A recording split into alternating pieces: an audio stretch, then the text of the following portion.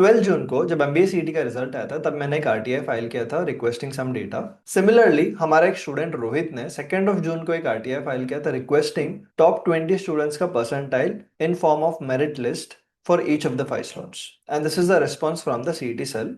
उन्होंने top 20 students के percentiles बताया है from each of the 5 slots as you can see here.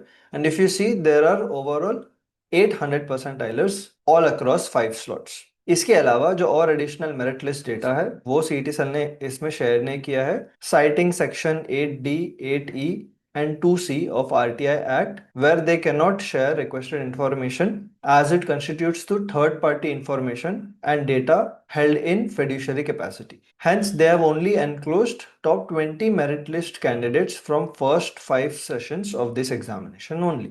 तो हमें कुछ इन्फॉर्मेशन मिला है बट ये पार्शियल डेटा है एंड इस डेटा को मैंने एक एक्सेल शीट में डाला है तो क्लियरली आप देख सकते हैं 20 students from each of the slots and उनके क्या स्कोर्स थे। तो 99.2 के ऊपर there are 98 students this year, there are 800 percentilers, so I am expecting the cutoff can slightly increase from 0.2 percentile this year. But again it depends कि कितने सारे लोग एक्चुअली कैप राउंड के लिए अप्लाई करते हैं। जस्ट फॉर योर इन्फॉर्मेशन ये last 2 year के सीईटी के कुछ डेटा है मेरे पास एंड यहाँ पे हम देख सकते हैं रफली 30 to 50% स्टूडेंट्स ही है जो एक्चुअल में कैप राउंड के रजिस्टर करते हैं आफ्टर सीईटी एग्जामिनेशन। मेरे कैलकुलेशंस के हिसाब से कैप राउंड लिस्ट में अराउंड 50 के आसपास स्टूडेंट्स होते हैं जो 99.94 के ऊपर है। वेरास इस शीट में अगर आप देखेंगे तो 99.94 के ऊपर 70 प्लस स्टूडेंट्स है। सो ऑब्वियसली मे बी कुछ स्टूडेंट्स अगर अप्लाई नहीं करेंगे तो this number can again come close to this, but yeah this means that the competition has increased because the paper was easier. Now I am also awaiting for the RTI the application that I have filed and the response that I might receive. But मेरा यहाँ पर एक major concern है, CET cell ने percentile release किया but नाम and scores release नहीं किए। इसीलिए मैं पॉइंट आउट करना चाहता हूँ कि 2020 के सीईटी तक आप लोग देख सकते हैं हमेशा सीईटी स्टूडेंट के रजिस्ट्रेशन, रोल नंबर, नाम, सीईटी स्कोर एंड परसेंटाइल सब रिलीज करता था।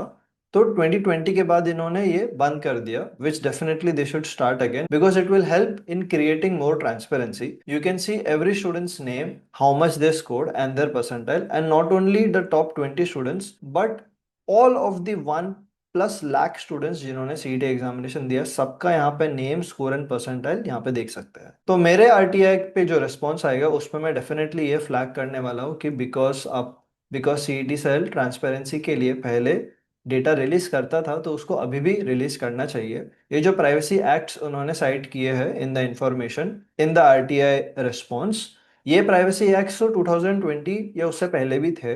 तो अचानक से ये 2020-26 में कुछ एक्ट चेंज नहीं होना चाहिए is what I am assuming. तो I will request CET cell in my further application that they definitely provide students के name, registration, roll number, scores and percentile for all the students that have given this examination all across the 2 attempts। इससे माल practices या फिर CET examination में अगर कुछ wrong doing हुआ है तो उसका वेरिफिकेशन करना बहुत इजी हो जाएगा। एंड इस डेटा में मैं यह भी हाईलाइट करूंगा कि आप सेंटर का इंफॉर्मेशन भी दे बिकॉज सेंटर का इंफॉर्मेशन देने से भी काफी मैल प्रैक्टिसेस एंड रॉन्ग डूइंग का वेरिफिकेशन करना बहुत इजी हो जाएगा एंड उन सेंटर्स को हम बैन कर सकते हैं। So stay tuned on our channel for more updates on this RTI that we are filing.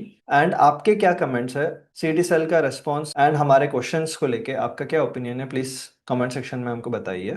क्या आपको लगता है सीईटी को वापस 2020 एग्जामिनेशन की तरह पूरा रैंक लिस्ट रिलीज करना चाहिए with the name, registration number, CET scores and their percentiles? If yes, please post yes in comment section. If no, please let us know your opinions. Thank you so much for watching this video. See you again in the next one.